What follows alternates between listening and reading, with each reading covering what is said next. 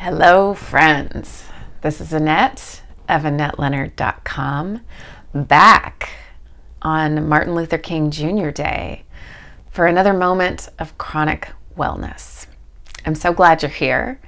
And today I want to talk about the stress-disease connection. So, for many of us, chronic illness arrived in our life during times of stress. Maybe it was an accident, an injury, an illness. Maybe you were getting a divorce or you'd been let go from a job. But for many of us, chronic illness arrives during times that life feels like a pressure cooker and we're under more stress than usual. Not all of us, but it's oftentimes true. And there is, for all of us with chronic illness, a stress-disease connection that says that our illnesses are only worsened, are only increasing, are only more debilitating under times of duress and stress in our lives. And the National Institutes for Health tells us that people of color are 1.5 to 2 times more likely to suffer chronic illness than those of us who are white. Okay, I'm going to say that again because I really want you to hear it. People of color are 1.5 to 2 times more likely to have chronic illness than those of us who are white. That's staggering. That's astonishing. That's so profoundly what? Why isn't that the headline of newspapers and on billboards? Well, you and I both know why it's not, because it's about people of color. And those of us who are white have fragile egos many times and are loath to tolerate being told about how racism impacts our society. And it will not stop until we can tolerate it and talk about it and be willing to acknowledge how our privilege still keeps people under the boot heel of us being on top.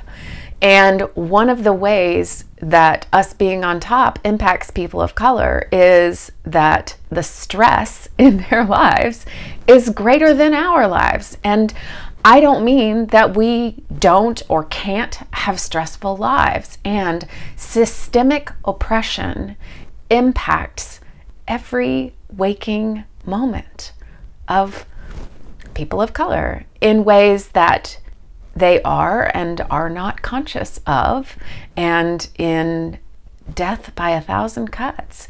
And one of the manifestations of that racism is disease. And some of those are stress-borne diseases like heart disease and blood pressure and those kinds of things. And some of them are things like asthma and autoimmune disease and breast cancer. And it is worth acknowledging today that we, as white allies, can do things about that. And what we can do is talk about race. It is profoundly uncomfortable, and it is something we were taught is not polite, and it is time to educate ourselves. It is time to speak up. It is time to talk about what privilege we have and the ways in which we hold it and how we can start sharing it better, because that is the only way that things will change.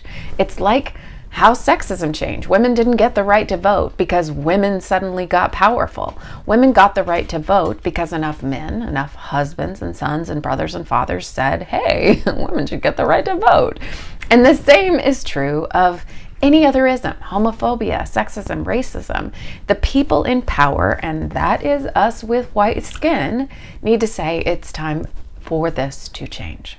And so today I am talking about this and saying it's time for this to change. And if you haven't learned enough about privilege and you are white, I encourage you to learn about it, to start educating yourself, to start reading authors of color, to start reading articles, to start listening to podcasts, to start learning how to be a better white ally. And so Until we're together again, thank you for being here, and learn more about privilege. Be well.